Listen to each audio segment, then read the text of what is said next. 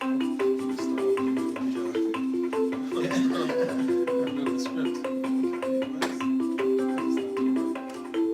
from Owings Mills, Maryland, it's the Max Fortune Show.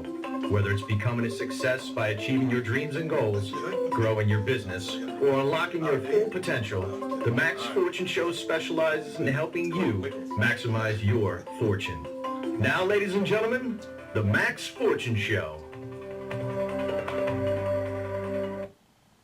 Hello everybody, and welcome to the Max Fortune Show. I'm Max Fortune, and as usual I have my co-host Joe Farina here, and I want to first explain the dress code. I'm dressed down, and this is not normal. It was a tough task to get him to dress down, but I got him out of the tie and without a jacket. Yeah, so so bear with me on this one, people. So I'm going to try to, I don't know, okay.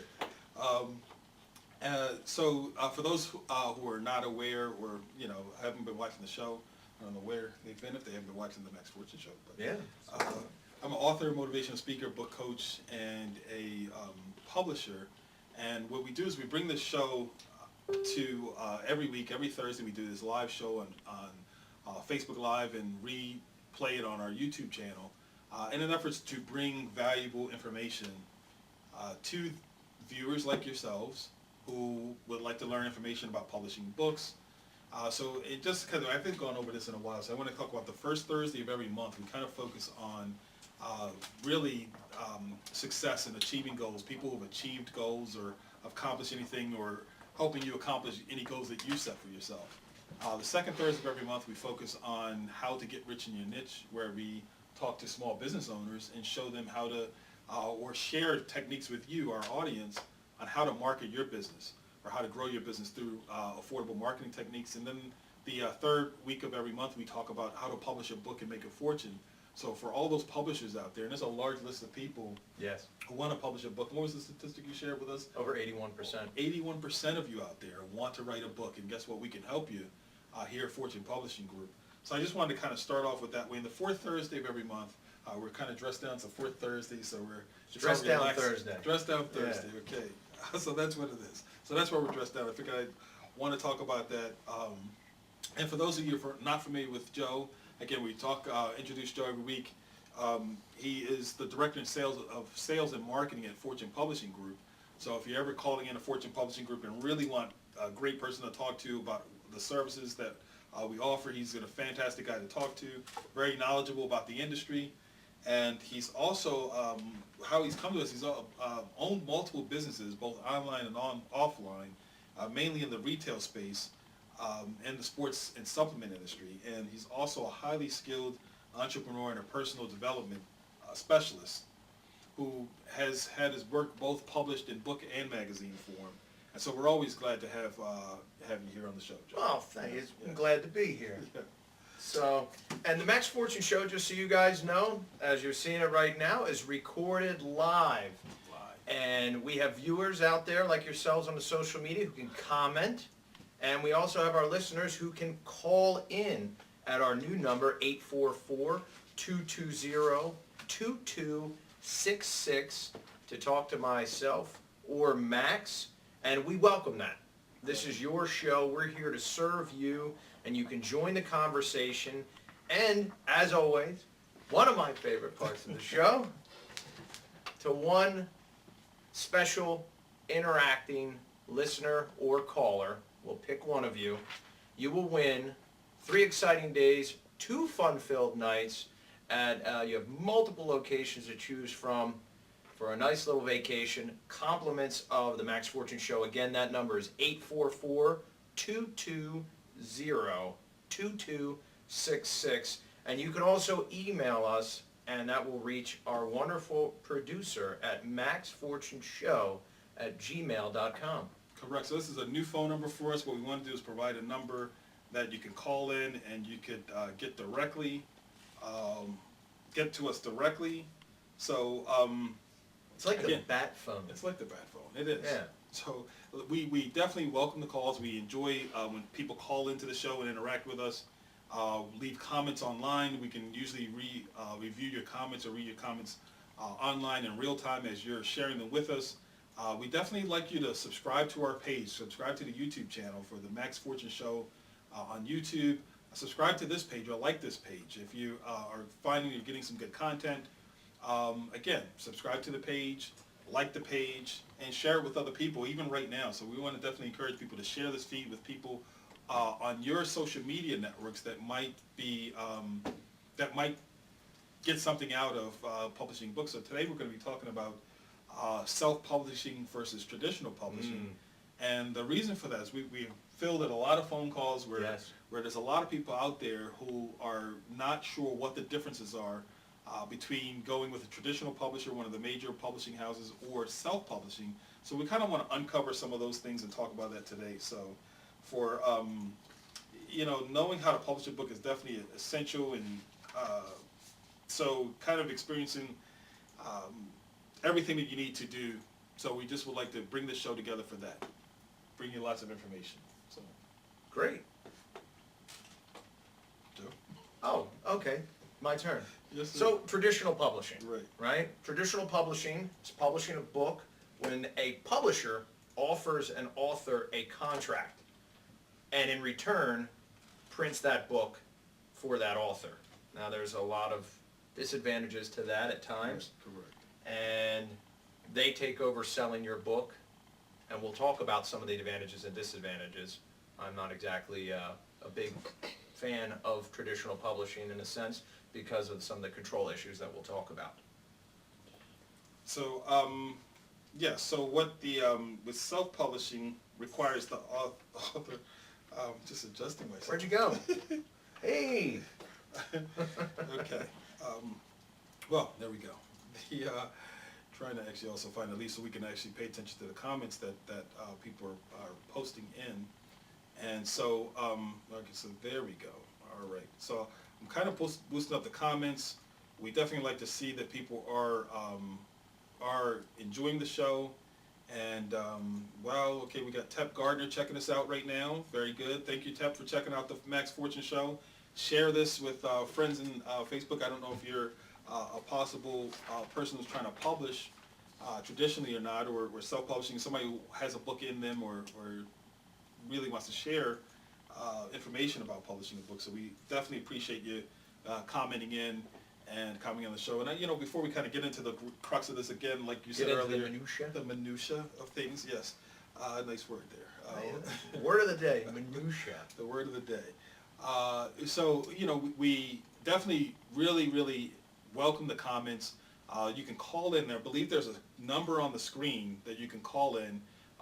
And we welcome those calls. We actually take the call right here live on the show. If you have questions about publishing, if you have questions about traditional publishing versus self-publishing, or what's the best way to get your book or idea out there, we definitely welcome those calls. So please feel free to call in and do that. So Max, before I ask you about this self-publishing, I'll get to that, is I just want to add one extra comment about the traditional publishing. Is they essentially are buying your rights. correct. They're buying your content and then actually going to pay you a royalty off the sale of that content. And they essentially own that. Right. So that's kind of how it works for the most part. And so there's a bit of giving up control for those people who do want to have control of their product and how it goes out there. A lot of times, even for a new publisher, for a new author, even publishing that book or even the marketing piece is still left in your hands. So you may have a traditional publishing deal, but a lot of times, depending on, unless you're a celebrity or somebody that has a tremendous following, sometimes they'll pick up that marketing tab, but a lot of times you may find yourself having to market and promote your own book, even with a traditional publisher. So the advantage of traditional publishing, of course, they're getting that book out there in the bookstores, Barnes and Nobles, and places like that. But again, it's the control piece that you give up a little bit.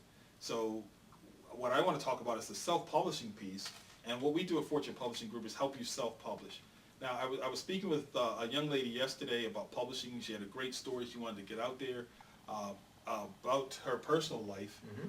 And so there's so many of you out there. That's a common topic. It's a common topic. There's so many of you who have a book in you. Maybe it's your story, maybe it's something that you've gone through, or maybe something you just want to share. And a lot of times traditional publishers, it's kind of like getting a record deal, or to me, like winning the lottery. I always tell people it's not an easy thing to do. I mean, if you think about all the people that you may know, I mean, before you hear somebody, every author would tell you they've had countless turn down letters, more than that, than being accepted. So sometimes people have a story that they want to get out there, and it's not always about being a best-selling author. It's about getting your information out there. It's about the therapeutic nature of getting your subject matter out there. So at Fortune Publishing Group, we actually help you self-publish and make sure that your information gets out there, and help you share in the process of marketing, kind of take you along the way and show you all the different things that you can do to grow that market, to grow your market. It does require, one of the big things that self-publishing does, it requires you to use your own money at that point.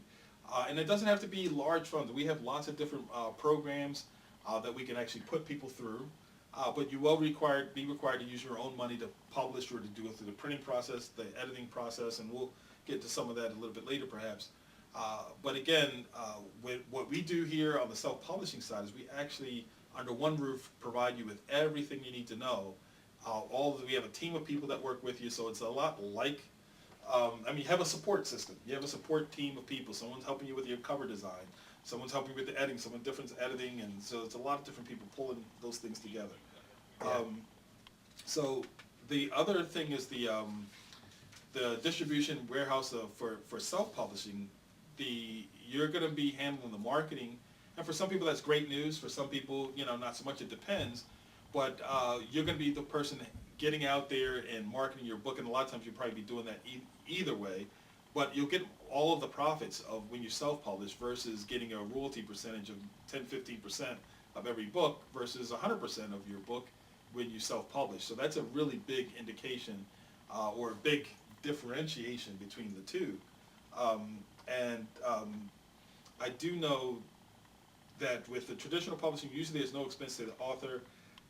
And again, as you mentioned before, it's getting the royalty check. So you're getting a check maybe every quarter or something like that for your book or for your information. So again, that's one of the big differences. And with self-publishing, and I think this is a huge advantage, depending on which publisher you end up partnering with and the type of platform that you choose, majority of the marketing and building of the brand of the book falls on you, the individual. Correct.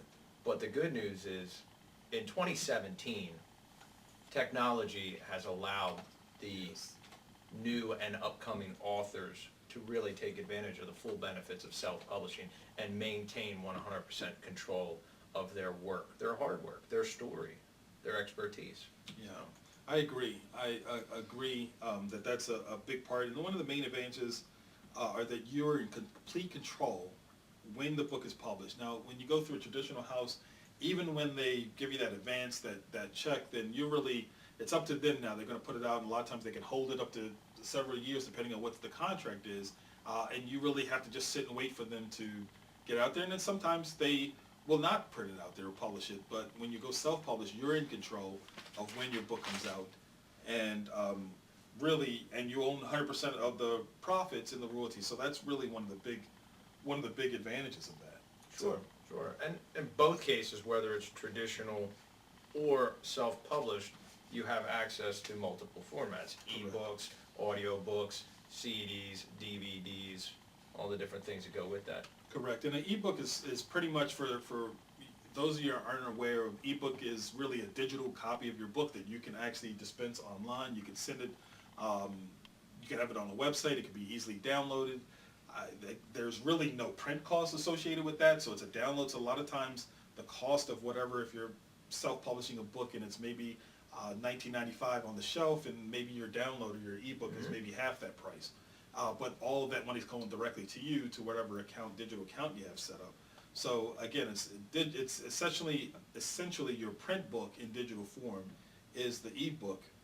And again, has the ability to be translated into different languages, and really can never go out of print when you have an ebook. So that's one of the advantages of doing that. And it really opens up a much wider market than a traditional brick and mortar store bookshelf would, with geographical limitations. I mean, you literally can send that book almost anywhere. And you know what you mentioned earlier about marketing in today's world in 2017, Yeah. I mean, there's so many different information, even as we're coming to you through Facebook Live or YouTube. I mean, these are things that you put a link to your ebook in, and people can click on it and download or get access to your information. So it's kind of a faster way to get your information out there.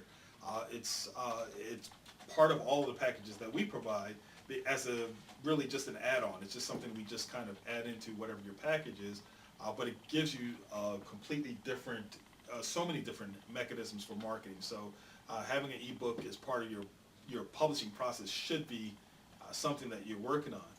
Mhm. And so I want to shift to talk about another element, which is editing. Editing. Yes, the way we're talking about editing. What a riveting topic. very, very. Well, I will say, well, in the editing aspect, when I first started looking at the different types of services out there, when I was really looking early on to write a book and go through all that process, boy, editing is a very important and a very big part of any project, but there is just so much out there Yeah. as far as the types of editing that you would need.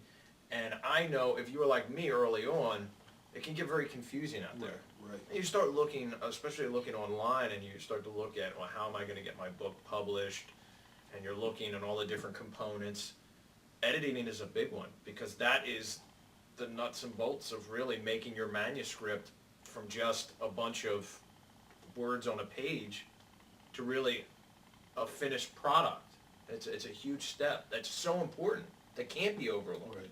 And you know what, I'll say from my personal experience, my first book back in 2008, almost 10 years ago, I went through so many different editors before I found a good editor. And that's something that not everybody who calls himself an editor is really an editor. Sometimes you have glorified people who just think they're great in English, and they call themselves an editor of a book. And even the range, the gamut of prices that editors charge, you want to make sure you get somebody who you've been able to see their work, look at their work, and see that they've done great work before you hire an editor. And the range is all over the place as far as pricing. And that's one of the things that you really don't want to get caught in, paying high prices, which I've done that. I've been in a bad situation where I paid for an editor and really didn't get anything in return. I mean, there's lots of challenges that you can incur if you don't pick the right editor. And the editor is really going to take and shape your words and help you to smooth it out. So I talk to people about writing, and when you're writing, you want to not really worry about grammar and all of that stuff at the onset of the manuscript. You know what I mean? So you want to definitely be focused on that. So there are 4 main types of editing services out there, and one of the main ones is developmental editing, and that's working with a client, making suggestions. That's usually the rewriting process, writing, and the research. That's part of the developmental editing piece. So if you're having somebody help develop your ideas, then that's good information. So you know what, I just want to read a comment that. Oh, okay. So anyway, go ahead. So there's substantive editing, and that is basically where you're identifying and solving problems. They're reorganizing paragraphs, chapters, sections. They may be rewriting segments or text. Correct. Yes. Mm-hmm. I'm sorry. You could catch me reading some of the comments. Multitasking. Multitasking at the same time. He's got to stay focused and engaged. Yes, trying to stay focused and engaged. This Want is to like say hi driving a to, car here, listen, okay? No listen. texting while driving. Right. This is an embarrassing moment. Somewhat. This is my mom is on here commenting, so I just want to say this is commenting on here. So that's nice. Right. Oh, isn't that nice? Yes. So thank you for commenting and embarrassing me at the same time. Oh. But we also had a very distinguished comment from Mr. Looks like John Milton Fogg has also commented on the show. I have not, okay, and my sister. Okay, thank you, Kay, for watching the show and making this worse for me. Okay. But thank you for all the people who are joining. And like I said, we do the show for the people who are watching. My moments is thank you very much. Yes, for all of that. So getting back to editing and editing the book and how important that is. Copy editing. Copy editing. We talked about substantive editing, and with copy editing, sometimes it's called line editing. So it's the part that I mentioned earlier is correcting the spelling, the grammar, the punctuation, the syntax, and the word usage. And really for checking or for imposing consistent style and format. So also the copy editing is for, or helps with overall clarity of information. So copy editing is really probably one of the most main parts of editing. It's that part where that person's smoothing out that writing, making sure it flows, and you definitely want to make sure somebody's putting your book through a round of copy editing. Mm-hmm. So that's really, really important. And cross-checking the references, if you have any tables, equations, or anything like that. So. Yeah. And then you have your last part, which is really proofreading. And that's really just reading for any typographical errors, any correcting of inconsistencies, proof against the typesetting, those kinds of things. And I guess the nuts and bolts of all of that is when you're having your book edited and proofread, what they're really doing is tying everything together and cleaning everything up. Right. And just making sure that your work is flowing, that everything is flowing fine, and that the work is smooth, and it's just great transition. Sometimes really the editors also, if you're doing fiction, they're kind of making sure that the characters flow, and that if you're starting calling your main character him, then you don't midway through start referring to a her, or that they're help you with period and things like that. So sometimes the editor is really like a real integral part, a very important piece. It's something you really don't want to ever put a book out without having another set of eyes look at your work, because again, the way most of us write, we remember what we want to say, and so even reading it again, we're remembering what we wanted to say, although it's not always what gets said or what's actually written. So having a third party, having some other person out there actually looking at your work really is an advantage. Right, and I think, and I'm just speaking for myself, but I'm willing to bet that there's a large portion of individuals out there who have aspired to write a book, that are maybe looking to write a book, and getting stopped at the process of believing that they have to be an expert writer and editor. Right. And that is absolutely not true. You outsource that. It's one of the things that I really love about Fortune Publishing is really how you and I kind of met. You've taken the whole entire process and put it all under one roof and made it to where it's just a step-by-step process. And so it really removes that obstacle. And that's a huge thing. So let the writer write and then the editor edit, right? And you know what, one of the main things that we try to do is really, again, let you focus on your strengths, and you work on the things that you work on. We try to put everything under one roof. And a lot of it is, if you go to our website, we talk about that we're all authors here who are working on your book, and people who have published, people who've worked on books. I mean, that's who you want helping you with your book. Somebody who knows what your finished product should look like, how it should be, and a lot of times having that extra support with people who are experienced, it just goes a long, long way with helping you get your book published out there. So, again, definitely going with the house, not to continue to plug Fortune Publishing, even though it's one of the best publishing places, I think. Mainly because we definitely do, again, focus on authors and the needs that you have. And I remember doing my first book, and the reason why we crafted this way is because when we put together the whole publishing piece, when I did my first book in 2008, I had to go to 50 million different people and try to figure out how to actually get all these parts and elements done. So that was very, very difficult and challenging.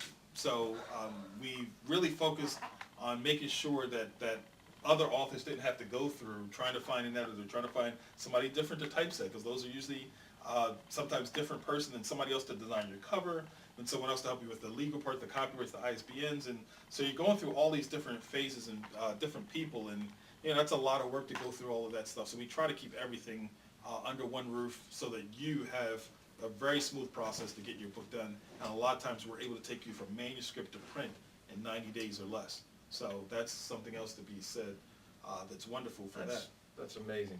So I just want to reiterate that again were recorded live, and you can call in at 844-220-2266 to speak to myself or Max here, or you can email our wonderful producer Yes. at maxfortuneshow@gmail.com, and one of you out there is going to receive 3 exciting days, 2 fun-filled nights at a vacation of your choice. You have multiple destinations to choose from. Compliments of the Max Fortune Show simply by engaging in the show, asking a question, That's right. leaving a comment of value. Yes.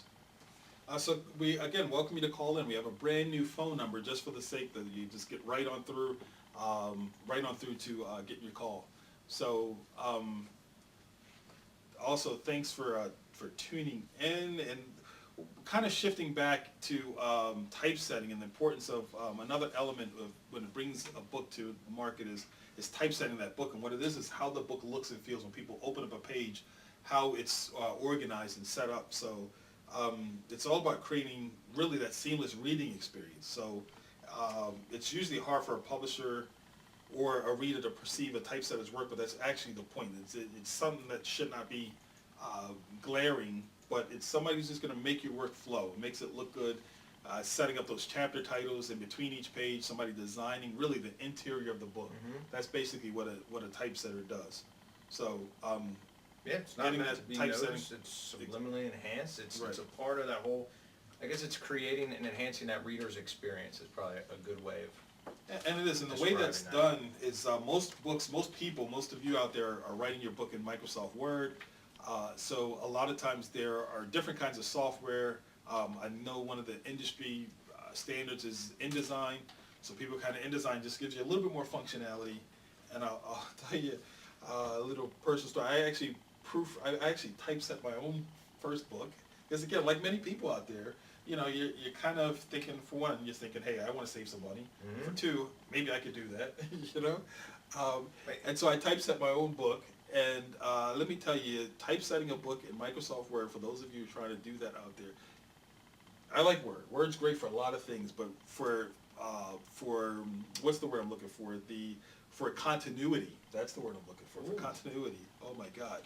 It's not the best thing out there. So any of you who are trying to typeset your own book in Word, you know, that's where you want to, you know, spend some money. Have someone experience typeset that book for you because you want it to look and feel the same way.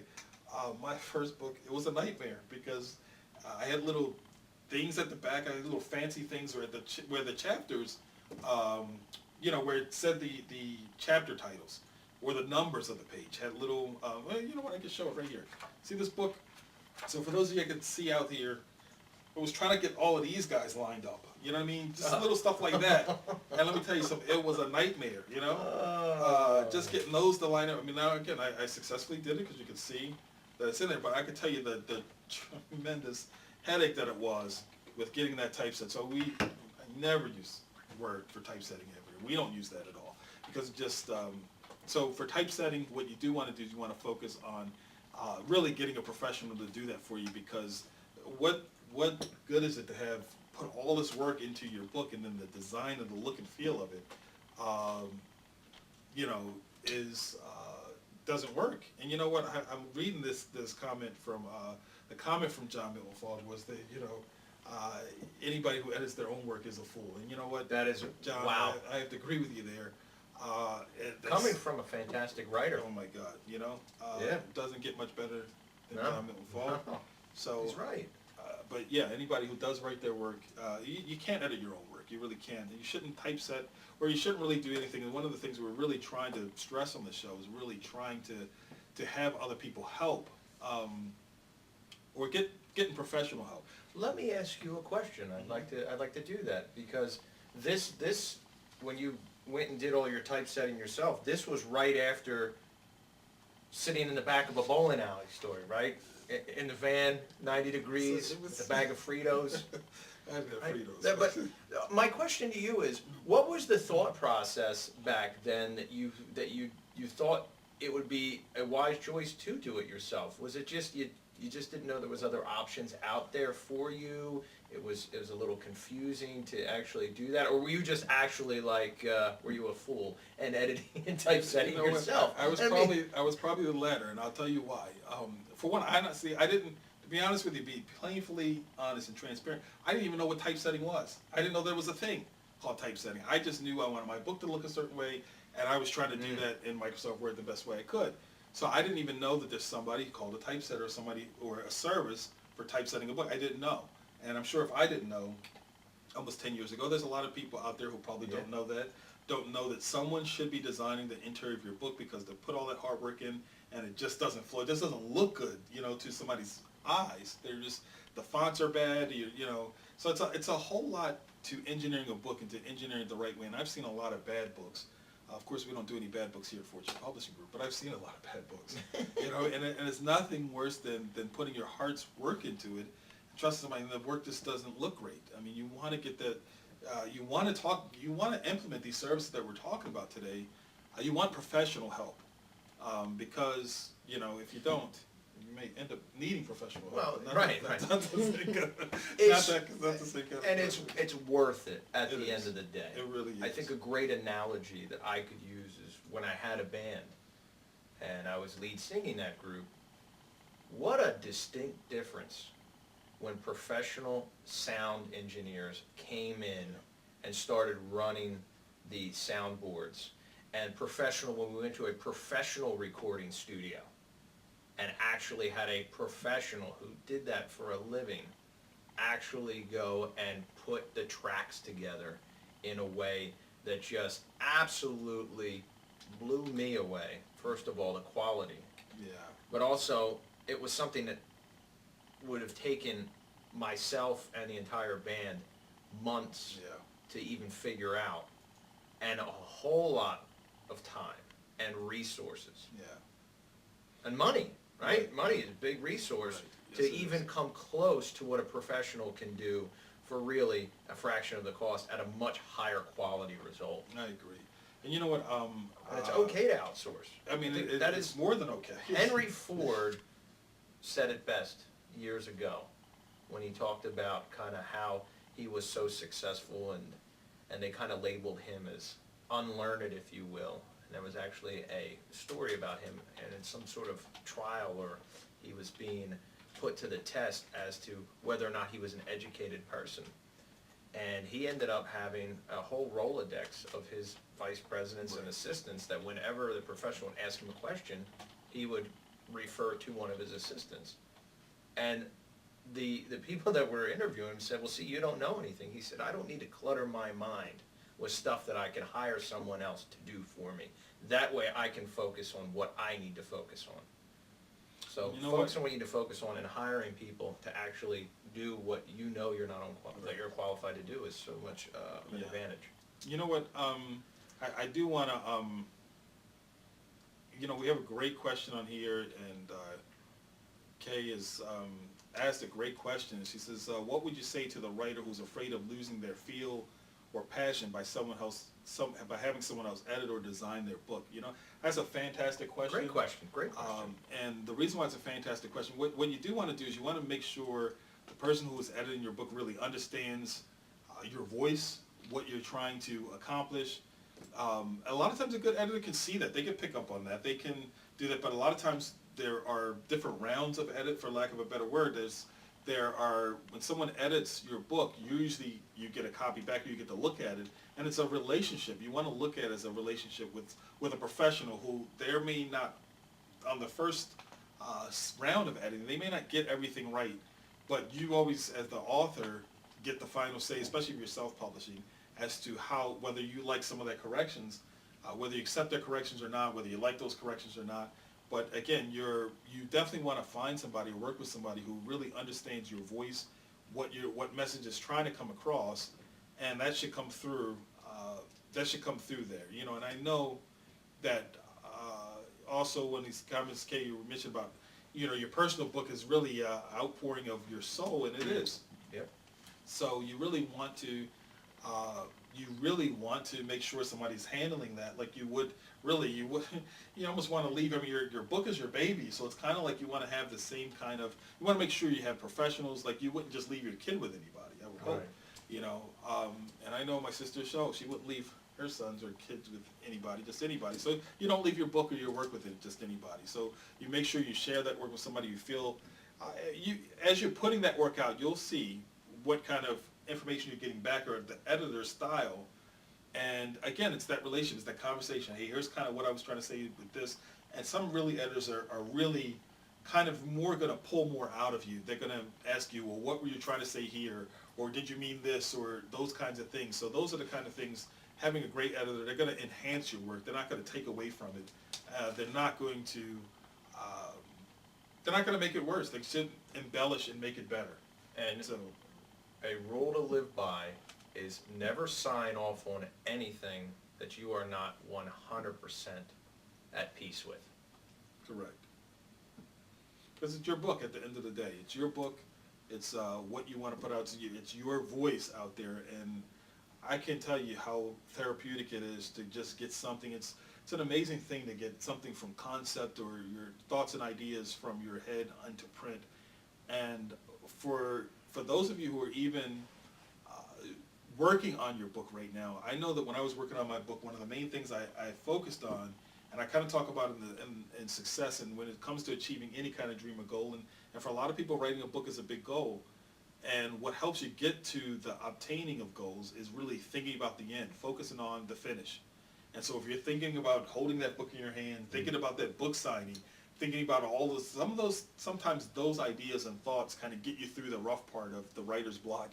And all the other, it's definitely not a simple process or an easy process. We try to make it as easy as possible. It's definitely something that is going to require you to put some time and attention into, but it can be done. You can do it, and again, people like ourselves are here to help you to do just that. So, I have another question for you, Max. And this I think really ties in when it comes to the difference between traditional and self-publishing. Now, you ended up self-publishing your book, and then you ended up starting a company to assist others. correct. What prompted you to start Fortune Publishing Group? What was the things you saw that were missing when you started out yourself that you knew you could help with? You know what? One of the things that I saw, for one, I just went through what I personally went through. I didn't. When you're out there writing your first book, you don't have a Rolodex of people that it takes. I mean, it's your first time. You don't know who you should even be contacting. You don't even know who you should be contacting. So that was the one thing that I didn't want to do. I don't want people to go through what I went through. I went through. I mean, it's that learning curve. For one, writing a book is enough, but then after you're trying to get it to print, all of the different tasks, all the stuff that you just don't know, it's really can be overwhelming, honestly. Just trying to figure out, okay, now what? Now I've gotten this manuscript. I worked 6 months, a year, 2 years, 5 years. Now what do I do with this? What do I do with it? And that's kind of the reason why Fortune Publishing Group came around, is to help people to get it from that concept and idea to really print in a very clear, concise, easy manner where everything is just very succinct and really every aspect of it goes through. So that's why I put Fortune Publishing Group together, to really help people who really were like myself, who didn't really know what they didn't know and didn't know where to start or begin after they got the manuscript. And then we've actually enhanced some of the services to even add people who just have the concept or idea. We actually can coach you through that. I also want to say this must be family day. This is listen, my family's normally not this interactive. They really aren't. And It's your wife. Yes, my wife has come and her comment. Just had an anniversary last show. That's right, last show. For those of you who are watching, we had lots and lots of anniversary well wishes for everybody who was wishing us well wishes. Thank you for that. And the live video later on that night. Well, I had to up the ante every year. Boy, my goodness. Every year we alternate. This is a little sidebar. I'm sorry for this, but we alternate. 1 year she does it, the next year I do it, and so it kind of takes pressure off of one person. So she got delayed back this year, but we try to one up each other every year with the Musicians and outdoor dinner. Yeah, it was nice. Fantastic. It was nice. But getting back to the comment of the show was that, her comment, my lovely wife, Nicole, she had a good editor take the time to learn about you and your vision and want to make sure your message is pure. Okay, hold on, I lost some of that.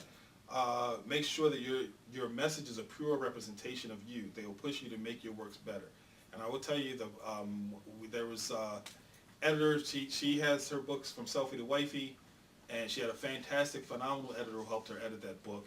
And again, like she said, that editor will help you make your work better. A great editor will make your work better. So it's not something you really, and you know what, honestly, a good editor is not going to be cheap at also to know that you need to go in, that if you're going to spend some of your money on the book, that's definitely where you want to spend, that person's going to embellish that work and make it better. So you definitely want to spend that information out there that way. So editing is important. I think it's absolutely critical, as all of these aspects and elements that we're touching on today. They're, even like we're going back to the texting and preparing your text and the font size and the layout, how important that is. There are, for lack of getting into technical terms, sans serif fonts and different things. So that's why you want a professional who's going to put your book, there's certain fonts that are easy on the eyes. You want a professional who knows some, so you don't have to, so you could stick to writing and they could stick to the fonts, because you'll get lost in the sea of the thousands of fonts out there and probably pick one that isn't necessarily pleasing for a book. And even the font size, you want all of those little things that having that person who's typesetting their book, they're kind of like engineering your book and making sure that it looks great for people to enjoy. So things that you don't really think about normally, you don't think about the size of a font or that it should be, what type of font it needs to be, what's easier on the eyes. And there are a group of fonts that most books are written in, and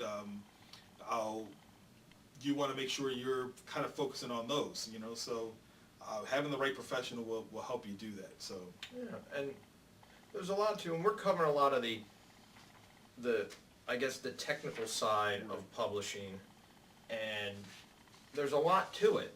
Even we talked about the text, the manuscript itself, how to manage your chapters is another one that you really, when you're looking at putting your chapters together, how do you start a new page for each chapter is something to consider, and that's where the professionals really come in. They pull you out of your creative writing mode and put it in that professional box. I agree. You definitely want to do that. And you know what? We've been getting lots of comments, so we're definitely appreciative of these comments that you've been commenting on the show, and all the thumbs up and the love we've been getting on the screen. We really thank you and appreciate that. And we also do want to invite you to call into the show today, where you can actually join the show live, become a guest instantly by calling the number. Call us right now at 844-220-2266. Did I get that right? That's a new number, so Yes. I just want to make sure. Yes, you did. 840-220-2266 if you have any questions or comments. Or for the concerns. show. Or concerns. Hopefully no concerns, but questions or comments, are great. And so we welcome the calls for the show. Again, we definitely love when people call in the show and join that. And we love your comments, so keep that continuing on. So, Max, one of the questions I end up fielding a lot is copyrights.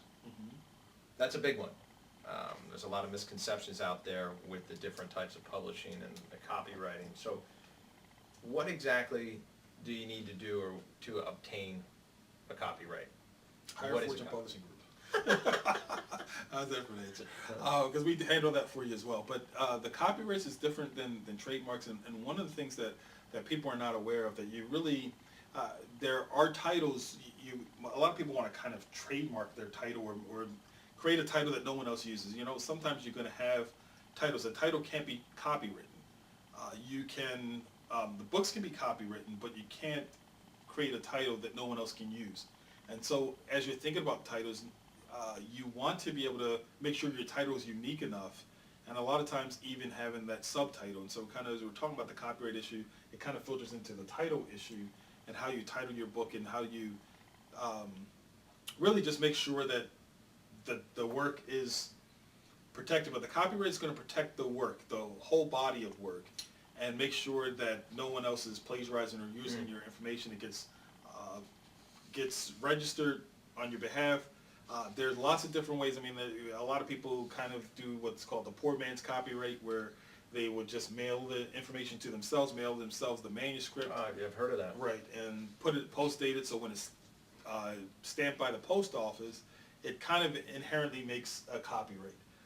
Technically, the moment you write your work, it's copywritten, but we know how that goes. It's tough trying to prove that if someone else happens onto your work and claims it for themselves and actually goes through the legal ramifications of, or the legal realm of actually copyrighting that work, and you don't have yours copywritten, it becomes difficult to really discern who did what and when. So again, the poor man's copyright is one thing. If you're really at the very lowest level, you just want to make sure you want to protect your work. You want to definitely put it in a big envelope, mail it to yourself, let it get stamped. Don't open it when you get it, just because that ruins the whole process of that. So that's one way. The other thing is really not super expensive to get your work copywritten, and it's worth it. If you took the time to write your book, why not copyright it? Why not make sure you protect it for the future and protect it for years to come? So you definitely want to copyright that, and you want to look for, some people look for a lawyer or some of the online services to do that. So there are lots of different services that can help you copyright that book. Fortune Publishing Group is definitely one of it. It's a part of most of our packages that you choose. We definitely help you to get that piece done. So it's nothing you're even thinking about, you're even worried about. And it does take, once you do copyright, it takes usually about 6 months to get it back in the mail. So once you get that letter from the Copyright Office, then you know that your work is officially copywritten and you are protected. So until that time, you definitely want to guard your work, make sure that it's protected. Yeah, it's a benefit. It is. It's not required, correct? No, it's definitely not required. Not required, but Very much recommended. right, there's the benefits far outweigh any of the hang-ups Yeah. to registering. So, yeah. So, copyrights, the difference between copyrights is they protect original works. It's different than patents, which protect products or inventions or discoveries. So that's the difference. Sometimes people get confused with trademarks, and a trademark is really the way maybe if you have a logo or slogan in a certain way, designed in a certain way, then that's a trademark. It's not a copyright. So we get lots of questions about people who have questions about what's the difference between copyright and trademark. Should I trademark my? If you have your title in a way that you want to even use it for marketing, then that may be another additional service than addition to copywriting the material inside. Maybe your logo, or maybe you've come up with a term that no one else has used and you want to trademark that. That you can do so that no one else can trademark it. And you know what, I'm feeling a disclaimer should be going on. We're not lawyers on this show. Yeah, there you go. So I want to just start by saying, hey, we're not lawyers here on this show. You definitely, if you have a lawyer, definitely seek legal counsel is always good, to just make sure you're protecting your particular work, and that everybody's information or what you want to do may be differently. So I want to make sure that you get your work protected. If you're going to put in the work to work hard on it, protect it. Trademark if it needs to be trademarked, copyright if it needs to be Copyright, registered, have it registered. Correct. Library of Congress has that service. Correct. Just take that extra step, because it's copywritten, you covered that, from the moment you created it, really, in some form or fashion, but to really make sure that it's registered and have that on record. Correct. And that's what you want to do. Some of the other things, as you go through many books, you'll see these ISBNs and barcodes, or these barcodes on here. A lot of times people are not aware of what that is. And if you're really good at reading barcodes, what you can notice that the barcodes in the lower side usually have the price of the book embedded in the barcode. Or they have that 9,000, which means the price of the book can be sold for anything. But this barcode, and this is what they call the ISBN, is really uniquely identifies your book and facilitates the sale of your book from physical and digital copies, in physical and digital libraries. So using ISBNs usually allow you to manage your copyright or your materials, and each time you print it. So if you have a hardcover book, you'd have a different ISBN. For a softcover, it would be a different ISBN, you would register that. And even if you had an audio book, that would also get an additional ISBN. So sometimes your work might require more than one ISBN. And it's almost, for lack of a better word, like a social security number that gets tied to each work, your book, so that it calculates sales and calculates the numbers of what needs to go there. So it's definitely stuff that you definitely want to, and you know what, let me take that back. Not every work needs an ISBN and barcode. If you're not really going to be selling it or wanting to track the sales of that book, then you may not necessarily need barcodes. Again, disclaimer, you know. Right. Let your legal team help you decide whether you need to do that, or whoever's helping you produce your book or put your book together. But it's not always necessary to get that ISBN and barcode done. And they're two different things. So you get ISBN is just the numerical portion of it, but then you have to register that ISBN with the barcode so that it really is tracked to that, and then your publisher, whoever's publishing the book, if it's a self-publisher, whatever, they handle all of those things because it's going to be issued to whoever's publishing your book. So in short, the ISBN number basically just establishes and identifies that specific title and that specific book in addition to a specific publishing or publisher. I agree. You know what, I want to talk about pricing your book and how important pricing your book is. One of the things that we tell people when it comes to pricing your book, you want to make sure your book is priced relatively close to what other books in the market are. I mean, if everybody's selling their book for $19.95, you want to sell yours for $49.95, you know. You want to make sure you can do research by going to the bookstores and finding similar works, what people are selling their book for. You want to be in line with those. Now, if it's a textbook, or maybe you have proprietary information, or you have something different, or even if you have your own niche group or whatever, then you can really kind of get away with maybe pricing it a little different if that is how you intend to market it. If you already have a ready-made market, maybe you could sell that book for $49. And kind of circling back to the ISBN barcode issue, again, a lot of times the pricing of the book is encoded. You probably can't see this from here, but it's encoded in the barcode. Like this book, $16.95, but it's right there on the barcode. So if you look at, it's usually a 5 in front of the price of the book, you can see what a person's selling that book for. A lot of times it's encoding there. So what also happens for pricing, if you ever see a book, I think some of these books have, like here's one to Get Rich in Your Niche with the 9,000 barcode on the end. So I don't know if you can see that out there, people in Next Fortune Show land, if there's such a thing.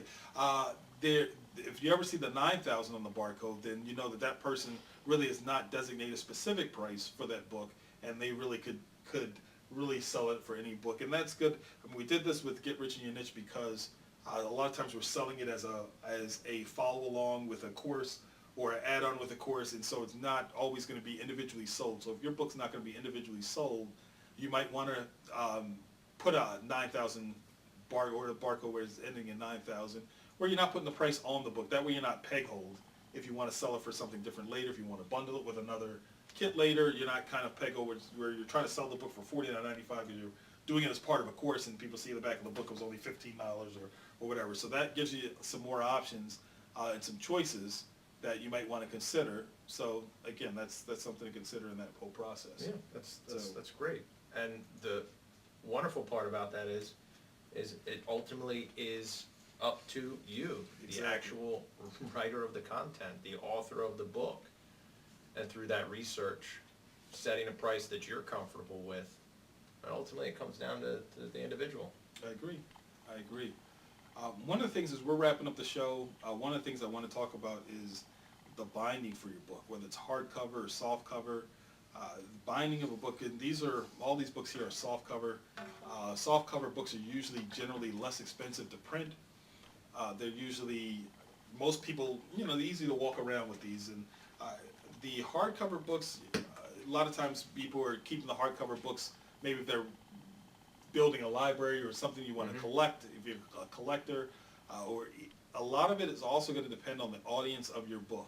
So if you're writing a novel, a lot of times you don't see novels in hardback. You see them in soft cover. So you want to kind of think about whatever kind of material you're working on, and you want to let your even the genre of book you're writing can dictate whether you go soft cover or hardcover. Again, for more serious books, you think of like textbooks, those are usually hardcover books.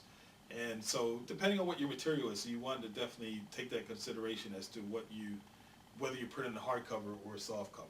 Speaking of cover, now I'm going to ask you a question on this because I think this is so important. Is the actual cover of the book itself is the first thing that everyone ends up seeing who is going to read your book.